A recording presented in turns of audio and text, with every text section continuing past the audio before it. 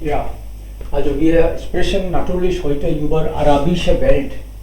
Und wenn wir solche Themen nehmen, dann haben auch einige davor Angst.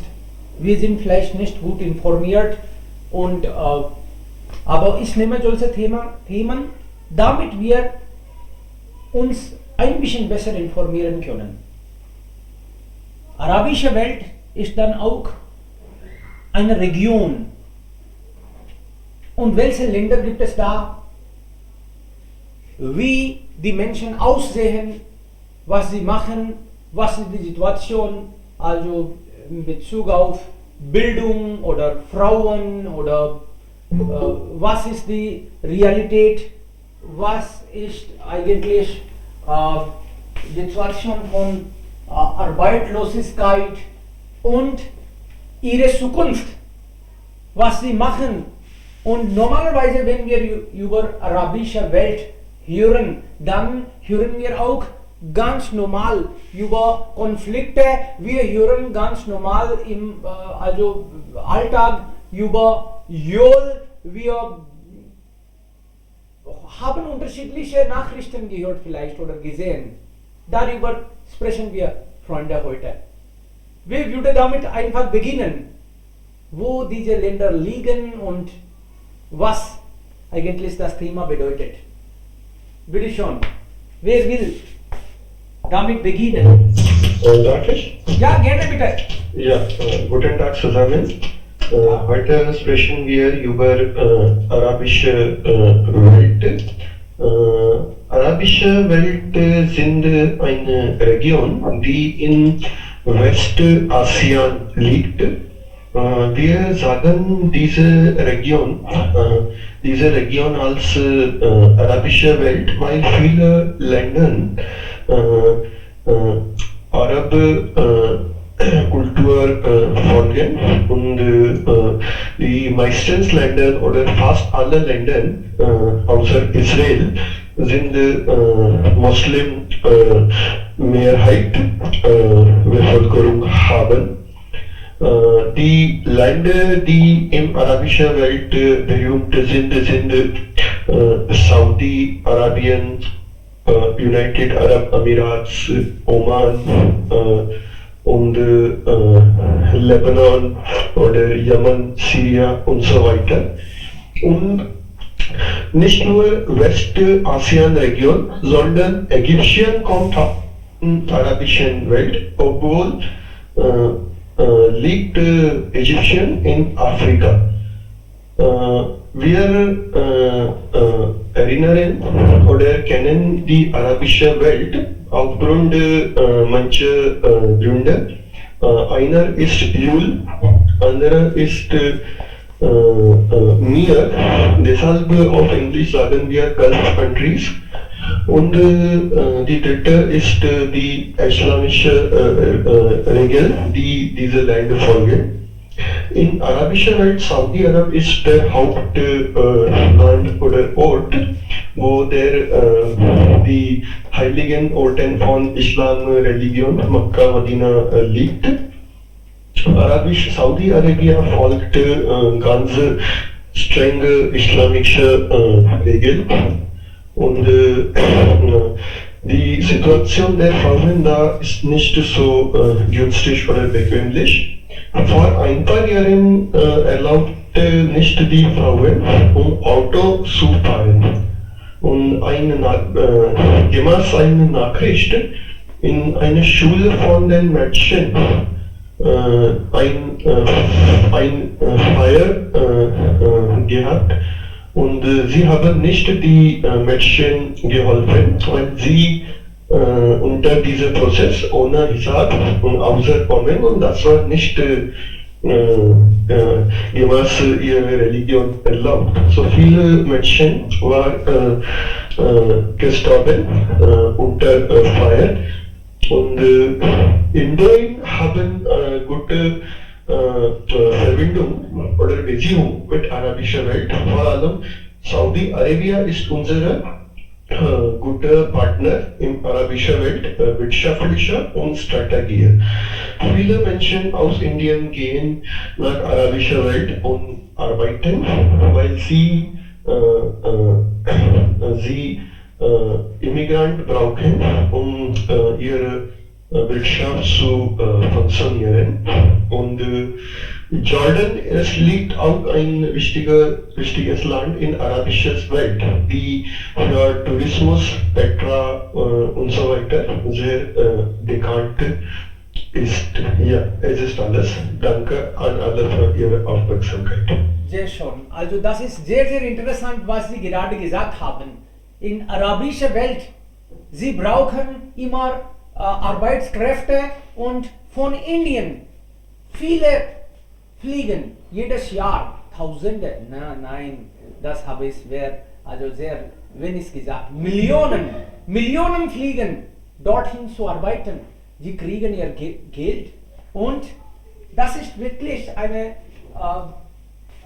also ironisch kann man sagen, sie brauchen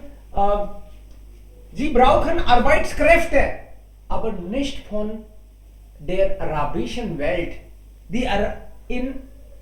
In Golfstaaten gibt es auch immer wieder Konflikte und diese Menschen fliehen. Sie gehen nach Europa und sie wollen da arbeiten. Und hier brauchen sie immer Menschen, Arbeitskräfte. Aber sie dürfen nicht hier. Sie dürfen hier gar nicht. Wir hören das ganz normal immer wieder. Diese Menschen, die fliehen, sie dürfen eigentlich nicht in diese Welt zu kommen, reinzutreten. Sie haben vielleicht Angst, dass die schaffen nur Probleme. Vielleicht, ich weiß nicht, ich bin mir auch nicht sicher. Aber warum? Warum fliehen sie dann irgendwohin, aber nicht hier in die arabische Welt? Vielleicht einige schon, aber immer wollen sie also darauf verzichten. Vielleicht, es gibt was. Aber ja, Freunde, das ist die Wahrheit. Wir kennen diese Welt wegen Öl. Wir müssen viel zu viel Öl jedes Jahr transportieren. Wir brauchen das und das kommt meistens von hier. Und deshalb, wenn das Öl von hier kommt, dann geht das Geld dorthin und sie sind wirklich sehr reich. Einige Länder sind super reich, zum Beispiel Kuwait oder arabische Saudi-Arabien, ja, hier, Katar, Kuwait, sie sind sehr reich, Oman auch und auch Vereinigte Arab Emirate. Einige sind super reich und wenn sie so reich sind, gibt es hier eigentlich immer noch, ich denke, sie haben nicht Demokratie. Ja, ich denke, vielleicht gibt es gar nicht. Demokratie existiert hier nicht. Das kann hier nicht existieren. Und sie sind also Sultan, Badshah, die Sheikh. Sie führen diese kleinen Länder. Es gibt viele. Man sagt vielleicht 22 Länder gibt es da. Sie sind auch dann eine Organisation. Wie in Europa haben wir Europäische Union. Diese 27 Länder kommen zusammen, ja, wegen wirtschaftlicher Gründe. Hier haben sie auch ihre Organisation, diese Jo-Länder. Besonders, es gibt viele, aber dann 22 sind hier in, also wie viele sind hier dann? 1, 2, 3, 4, 5, 6, 7, 8, 9, 10, 11, 12, 13, 14, 15, 16, 17, 18, 19. Also 22, ja.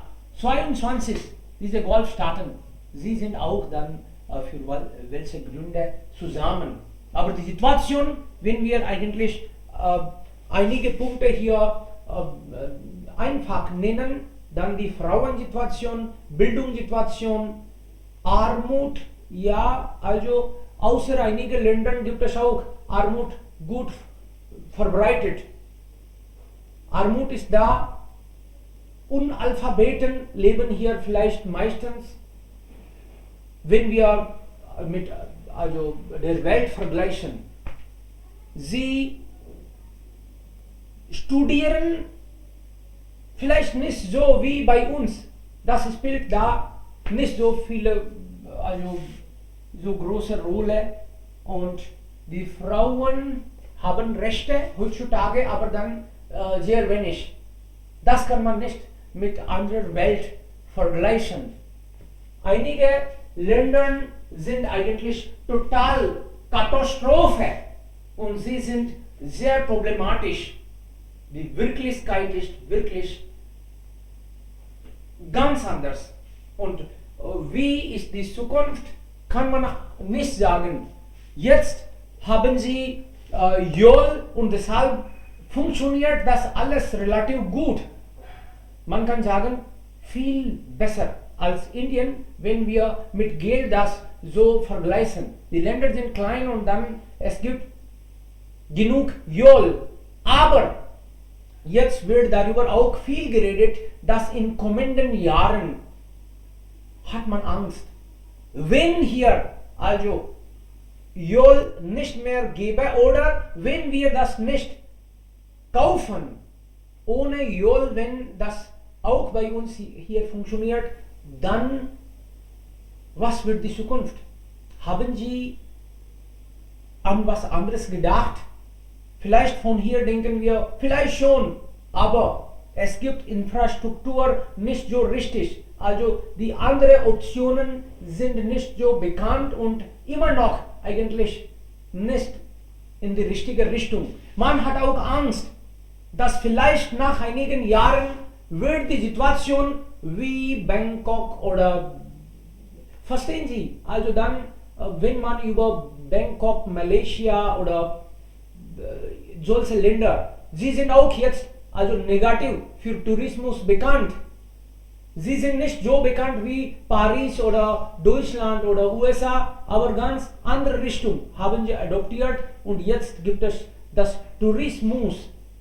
Ich habe Angst, vielleicht sowas passiert hier auch, wenn Sie jetzt nicht daran Gedanken machen, wenn Sie nur von Joel abhängig werden, dann werden Sie auch die zukünftige Malaysia oder ja, ich weiß nicht, aber ich darf das auch nicht sagen, aber vielleicht die Situation geht in diese Richtung. Ja, wer ist jetzt bitte dran? Freunde, ein nach dem anderen können Sie einfach Ihre Erfahrung, was Sie gelesen haben, wir wollen einfach über diese Welt ein bisschen extra informieren. Deshalb haben wir das Thema aufgenommen. Viele Menschen aus meiner Region, aus Shekhawati, woher ich eigentlich komme, in Rajasthan, sie gehen jedes Jahr dorthin. Aber heutzutage habe ich auch von einigen gehört, jetzt ist Europa, also diese arabische Welt, nicht so attraktiv wie früher. Einige kriegen schon gut, vielleicht verdienen relativ besser, aber ich habe gehört, dass jetzt ist das nicht so attraktiv wie früher. Sie wollen dorthin immer wieder gehen, weil sie bis jetzt auch da waren. Aber sehen wir mal, wie es weiter passiert. Ja, Anuradha, Sangeeta und Shubham. Bitte schon, wer ist dran? Und dann auch Rina. Rashmi auch, natürlich.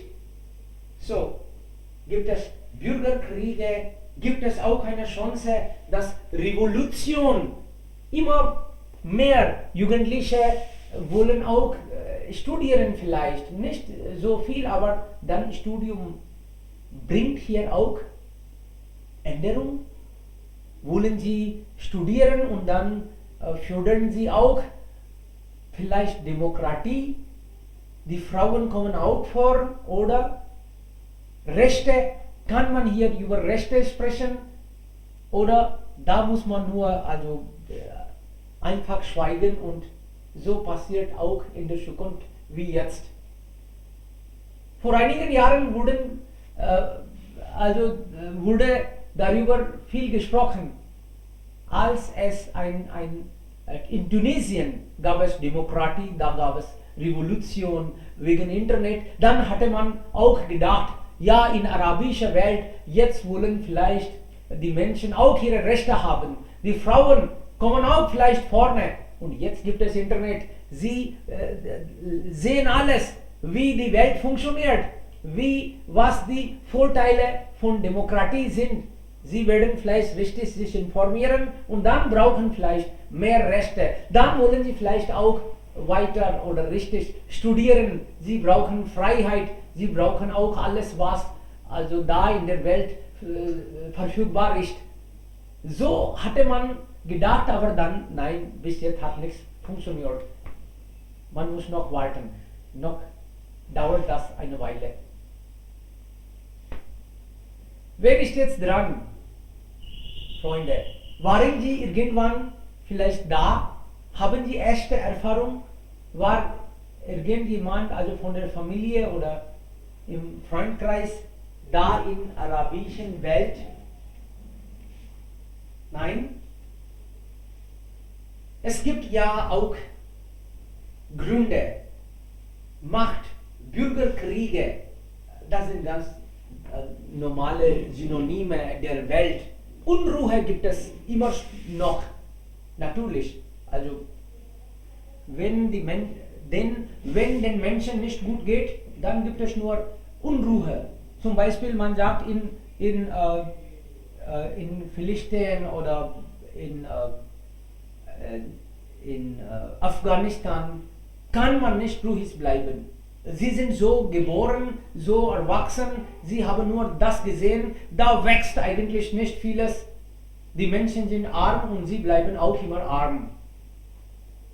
Weil Grundgedanken ändert sich nicht. Und solche Pläne sehen wir auch nicht, dass die Menschen arbeiten in die Richtung, denken sowas, studieren sie gar nicht und dann bleibt das immer, wie es im 16. Jahrhundert es eigentlich gab. Die Regeln, die Rechte, wenn wir denken, das ist auch fast so, wie es einmal war. Schade. Wenn wir über diese Welt also sprechen, ihre Probleme, das bedeutet nicht, dass wir keine Probleme haben. Wir haben Probleme natürlich, aber heute wollen wir über diese Welt auch ein bisschen reden. Shubham, bitte schon. Ja, vielen Dank, Sir. Heute das Thema scheint mir Neues und ich bin nie bisher in den Golfstaaten gewesen und ich habe nicht viele Idee oder Ahnung über dieses Thema, aber weiß ich, alles was ich darüber weiß, sage ich oder erzähle ich euch, dass arabische Menschen sind sehr reich wegen der Ölindustrie und ich in meiner Kindheit habe ich die Arabian-Nacht, die so genannt oder bei uns sehr bekannt ist, als Aladdin, ein magischer Seele-Person, so Arabian Nights. Diese Serie oder Programm habe ich in meiner Kindheit gesehen, aber die stammt aus Arabien und meistens die Arabier Menschen, ihre Religion ist Muslim. Die tragen, normalerweise tragen die Menschen Patani oder die meisten Frauen haben die Burka. Leider habe ich nicht so viele Ideen über dieses Thema, weil ich habe nie in der Zeitung auch darüber viel geredet und auf Internet habe ich nicht gesucht danach. Und die Golfstaaten in Pakistan, die alle Muslimstaaten oder ihre Hauptreligion ist Muslim und Iran ist bekannt, Irak auch, über Irak auch habe ich gelesen. In Iran wird auch Deutsch, aber in einigen Ländern, einigen Bezirken gesprochen, aber über die arabische Welt gar nicht. Egypt, aber nur einen Film hatte ich gesehen, Airlift, ein Film von Akshay Kumar und in diesem Film geht es um alles Karachi und Irak. Ehrlich gesagt, ich hatte auch nicht viele Informationen. Also, wenn jemand sagt arabische Welt und dann sehe ich nur ein Foto Araber, wie sie eigentlich die Kleidung tragen, und arabische Welt bedeutet für mich, Religion ist eigentlich im Zentrum. Alles ist unter Religion. Religion ist über alles. Also über arabische Welt, dann denke ich an Mekka, Medina oder Kaaba oder Koran oder ja, diese Wörter kommen automatisch. Also das ist alles. Und alles anders ist unwichtig oder vielleicht nicht so wichtig. Da ist man nur an Religion. Ja, bitte? Wo liegt Mekka genau? Also das ist in arabischen Ländern oder in Irak oder so? Saudi Saudi Arabien. Arabien. Saudi Arabien, hier. Das ist dann die Hauptzentrum, religiöses Zentrum. Da kommen die meisten. Zum Beispiel in Indien haben wir zum Beispiel Ayodhya oder, aber in Indien gibt es so viele, also kleine Branche kann man sagen, die alle gehen an unterschiedliche Orten und ein Ort ist nicht so super wichtig, aber hier ist nur ein Wort eigentlich.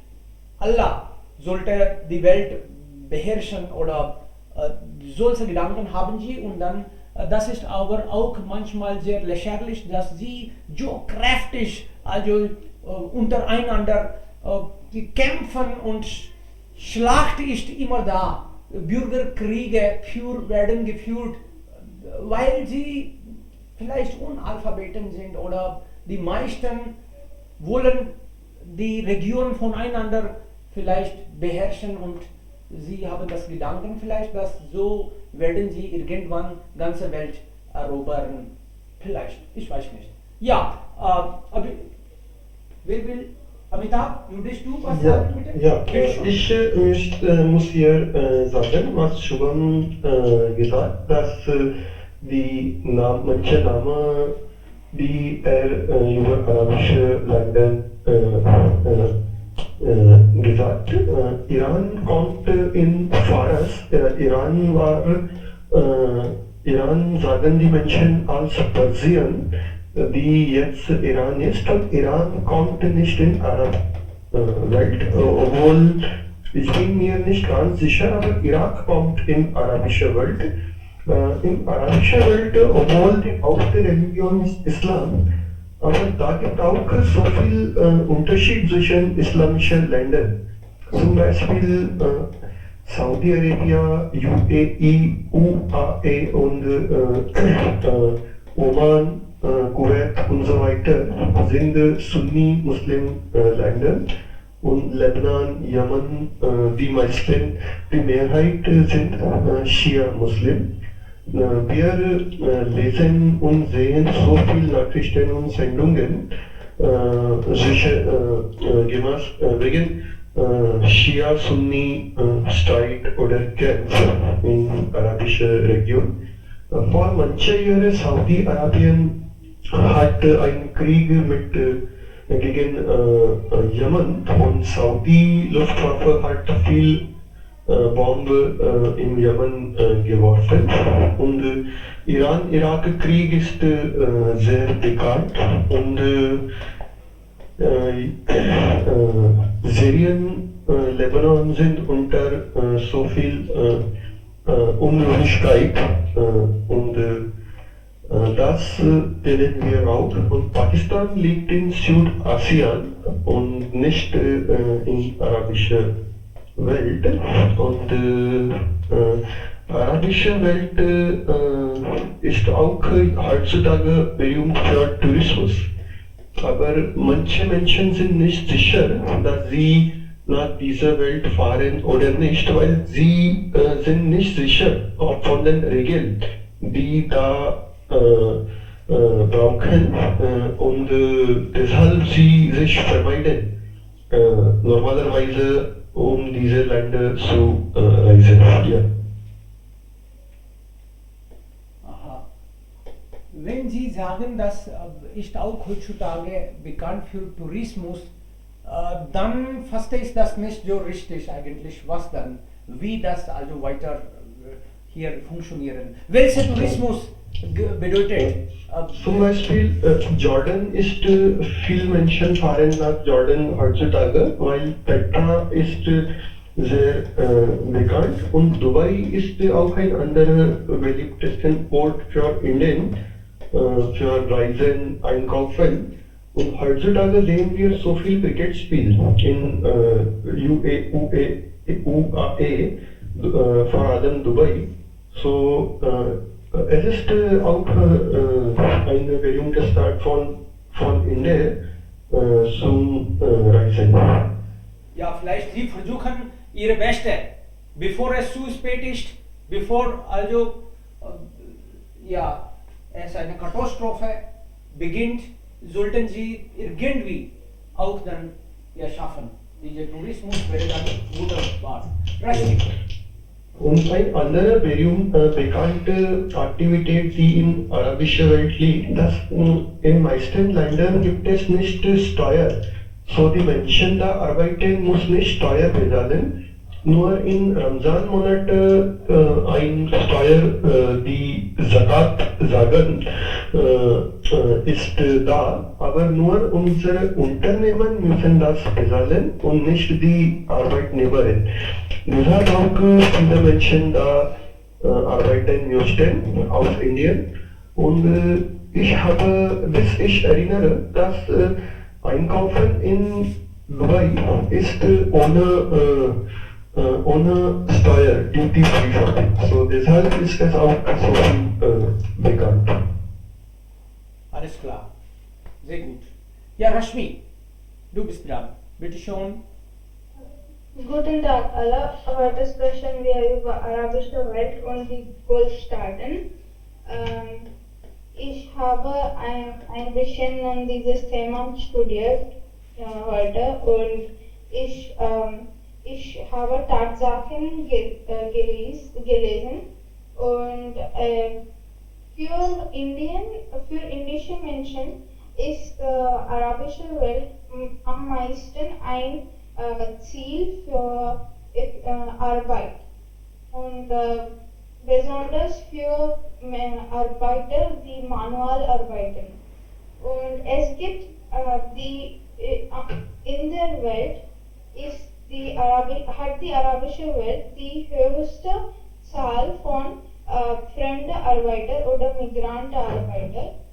Und von diesen Migranten 80% sind indische Menschen und die anderen Menschen kommen aus Pakistan, Ostafrika, Iran und so weiter. So wir können sehen, dass für indische Menschen, dass von die Migrantenarbeiter, indische Menschen sind die größte Teil. Und die Länder sind keine konstitutionelle Monarchie oder keine Republik. Sie liegen zwischen. Und viele haben um Bildung geredet und ich habe die Tatsachen und Zahlen von der Bildungsstatistik und ich war überrascht, diese Statistik zu sehen. Und sie sehen so gut, dass ich sie nicht glauben kann. Aber ich teile es mit Ihnen, weil ich sie auf dem Internet gefunden habe. Bitte schon. Wenn wir diese Statistik sehen, sehen wir, dass 93% Frauen sind Literat. Sie haben eine Bildung gemacht. Und 93, ja. Sie sind literate. Und 77% von Frauen gehen in höhere Bildung, machen eine höhere Bildung. Und 70% von aller Universität Graduates sind Frauen. Und 46% von Frauen sind in STEM-Courses, das bedeutet Science, Technology, Engineering und Medicine. Wie viel Prozent haben Sie gesagt? 46. 46. Mein Gott, das ist gut. Wenn Ja, wir also- sowas hören, dann klingt das ganz andere Vorstellung, ne? Okay, Ja, ich klar. war sehr überrascht und ich konnte es nicht glauben. Ich denke, dass diese sind die Figuren für nur ein Staat oder nur ein Land. Das könnte Vielleicht, sein. weil Das könnte sein. Die sind so gut. Das klingt wie Frankreich oder Deutschland. Ja. Das- und das ist ich nur konnte ein- es gar nicht glauben. Witz. Okay.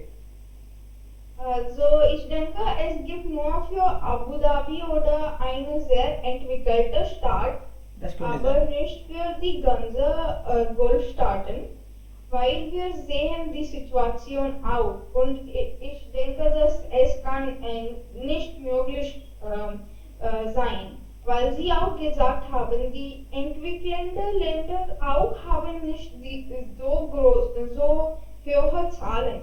Genau. Und, Das meinte ich auch. wenn ich die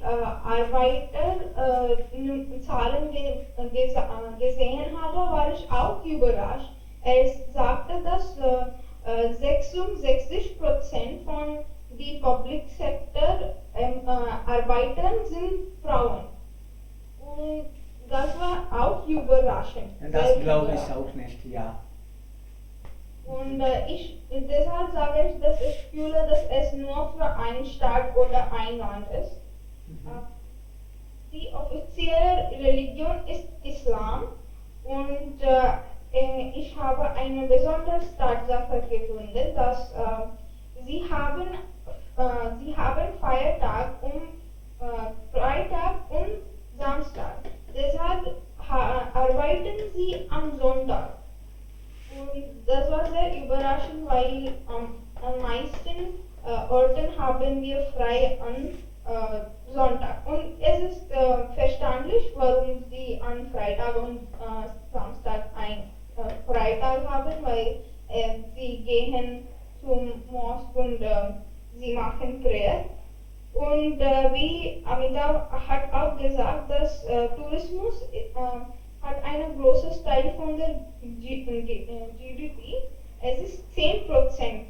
Und auch in meiner persönlichen Erfahrung, 5 Jahre vorher, habe ich mit einer fremden Frau gechattet und sie war auf Paris und sie hat mir gesagt, dass in dieser Sommerferien geht sie nach Abu Dhabi. Und ich war überrascht, weil warum fährt sie im Sommer? Weil es ist so heiß für sie. Wenn sie in Paris lebt, ist es zu heiß für sie. Aber sie hat gesagt, dass ja, meine Freundinnen haben auch da gefahren und ich wolle auch. Deshalb, es ist auch viele Touristen gehen dort, weil es gibt viele Touristenattraktionen. Zum Beispiel die größten Gebäude oder die menschlichen Gebäude, Island und so weiter. Jedes Jahr macht UAE einen neuen Weltrekord von der höchsten oder der größten oder etwas. Und deshalb ist es sehr für Tourismus bekannt.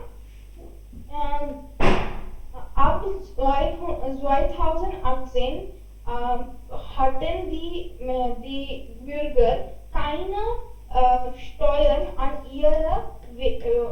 ihre Lohn bezahlt. Das bedeutet, was sie verdienen, ist ohne Steuer und sie bekommen alle ihre Lohn. Und deshalb finde ich, dass es war eine sehr große Attraktion für die Migrantenarbeiter. Und wie Sie gesagt haben, dass Ihr Freund auch ihr gesagt hat, dass jetzt ist es nur nicht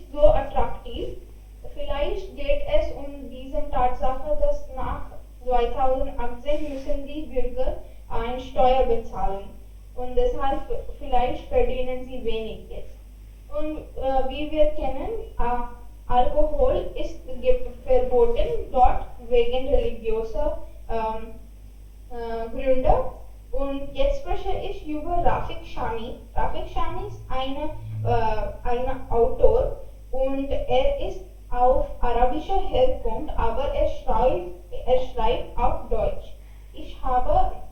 Wir haben ihre Werke in ihrer Geschichte in Klasse gelesen, in unserem Unterricht gelesen. Er schreibt über die kulturellen Verschiedenheiten.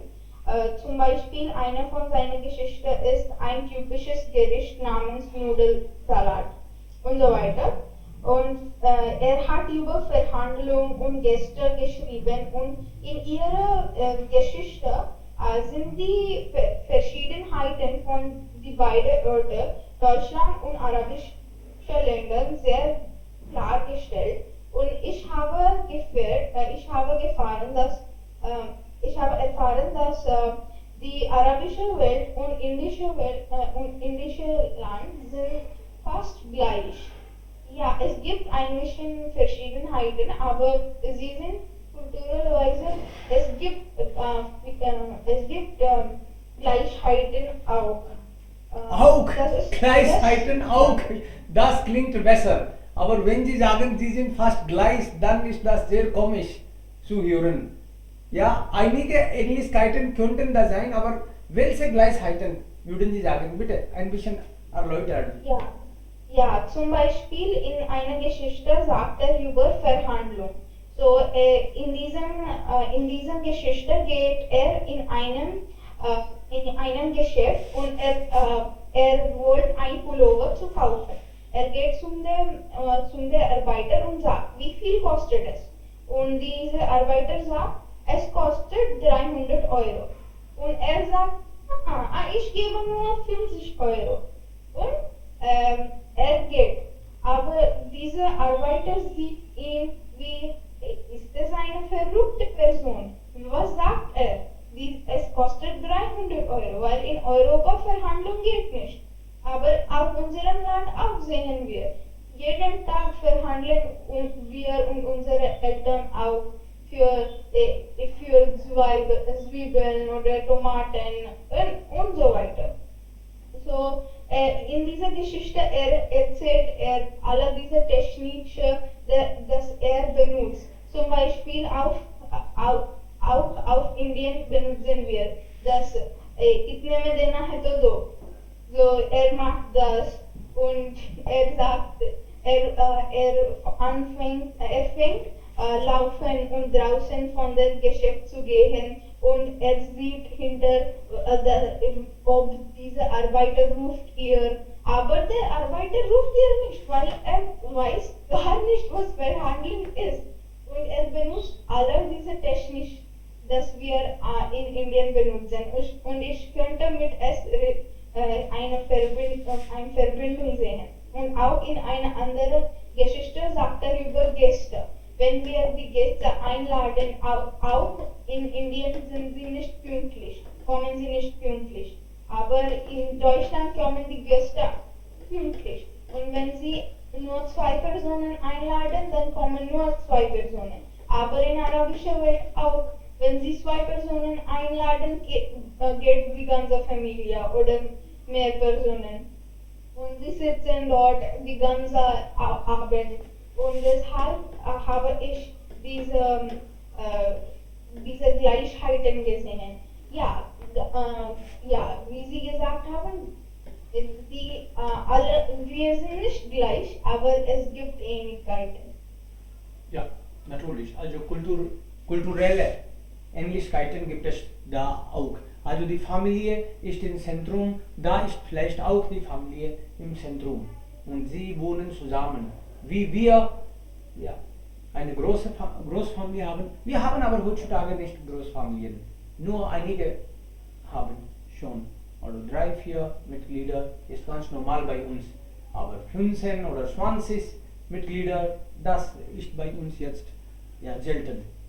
Okay, klar. Okay, noch andere Freunde würden vielleicht dazu was sagen. Arabische Welt, was bedeutet das? Ich habe gehört, dass die Frauen spielen nicht eine große Rolle. Ich weiß nicht ganz genau, aber dann wir hören, dass die haben nicht so viele Rechte.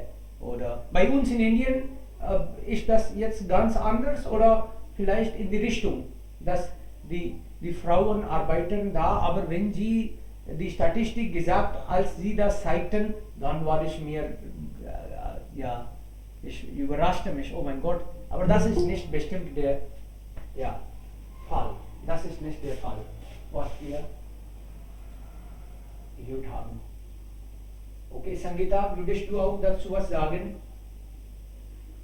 Wenn wir über arabische Welt sprechen, dann gibt es auch ein bisschen, also Teil von Afrika zum Beispiel. Und in der arabischen Welt wohnen Muslime, aber vielleicht nur 20-30%. Die meisten Muslimen wohnen nicht da, nur 20-30%. Weil in Pakistan, in Indien, da wohnen so viele. Also die gehören nicht zu dieser Welt. Aber sie sagen, dass wir sind dann richtige Muslim oder vielleicht. Das liegt vielleicht auch daran, dass Koran in Arabisch geschrieben wurde vielleicht. Und deshalb denken sie, dass das ist das Zentrum. Okay, wer ist noch dran? Haben wir genug geredet, Freunde? Vielleicht nicht richtig viele Informationen haben wir. Und es gibt vielleicht nicht nur das, worüber wir gesprochen haben. Es gibt hunderte Sachen, aber sind wir nicht richtig gut informiert. Wir wollen vielleicht uns jetzt mal wieder über diese Welt lesen und nächstes Mal können wir dann vielleicht ein bisschen weiter darüber reden. Weil einfach kann man nicht sagen, also islamische Welt, so geht es nicht. Vielleicht dann sollten wir auch über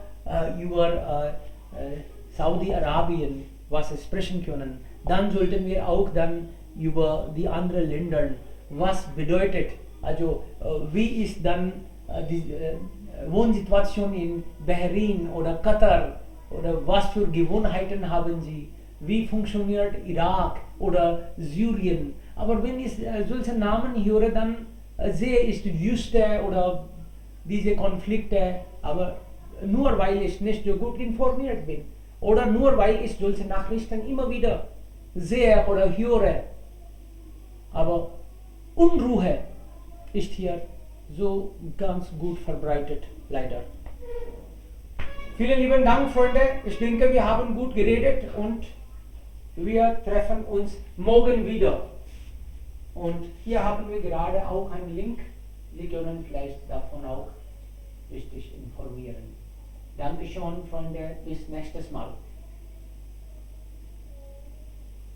Danke, Sir. Bitte. Dankeschön, bis morgen. Bis morgen.